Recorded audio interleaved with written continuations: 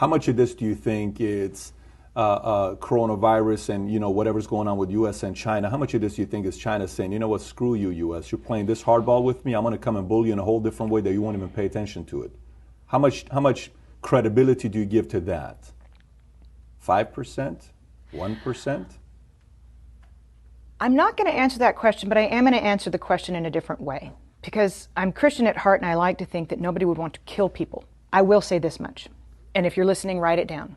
In late November, word had already gotten off of the mainland that there was a virus in Wuhan. On January the 15th, the U.S. trade bill was signed, phase 1. December the 15th. I had a whole month off, December the 15th. 6 weeks later, the trade truce was signed with an out clause, a very clever out clause that the Chinese made sure was in there, that said if there was any kind of act of God, pandemic, then they didn't have to make good on what they had committed to buy from the United States. Within days, they announced the first coronavirus. So, did the Chinese know damn well that this thing was running around the world for 6 weeks before they shut down Wuhan? Yes, they did. Is that criminal? Yes, it is. Does it deserve to go in front of a world tribunal? Yes, it does. Because we know that it was the unfettered travel that made this thing a global phenomenon that was impossible to contain. 6 weeks they knew, but they wanted that out clause. And then they underreported what happened in Wuhan, which a toddler could tell you based on what happened in Italy, based on what's happened in Germany and in France and now in the UK with Boris Johnson in the ICU. There's no way in a city the size of New York, 11 million people, that there were so few cases. It's impossible with similar density to New York. So the World Health Organization should be held accountable for not holding China accountable to providing good, valid data so that the rest of the world could prepare for fewer people to die. And that's what you're talking about. To me, these are equivalents to acts of war on the part of China.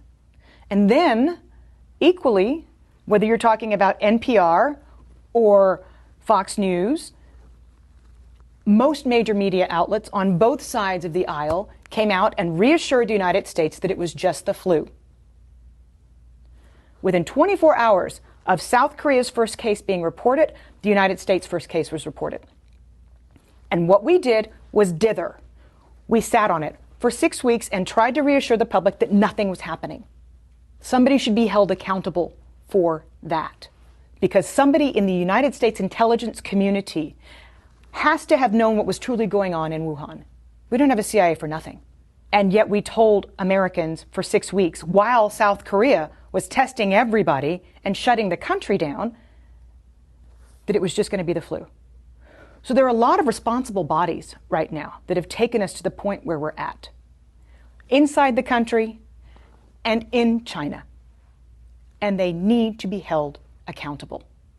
So you don't even have to get on the discussion as to whether or not this was a manufactured virus and set upon the world. You don't even have to go that far. If we find that in future investigations, then that needs to be prosecuted.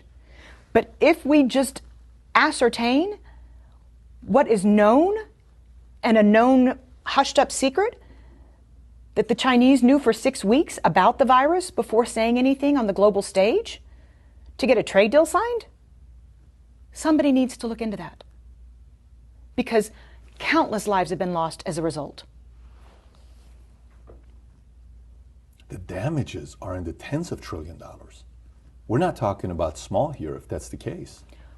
No, we're not. And we're talking about people losing their family members, and we're talking about we're talking about suicides in the future, we're talking about economic hardship. All of this could have been mitigated had China been honest and had the World Health Organization made China accountable. Because at first they said it's not anything to worry about when the WHO first came out and said, we don't need to stop everything. Let me ask you, who do you trust the least? Iran, Russia, or China? China. China's got more economic power. Because of that, or because they don't have a free press and because we can't really know what the hell is going on over there? Well, that's just a kicker, but you don't really know what's going on in Iran either. You had global satellite images in Iran showing mass graves. Iran underreported the same. And you can't tell me that in the cold of winter that Russia has as many cases as it's reporting. But at last check, China's 17% of global GDP. They can throw more money around than anybody else.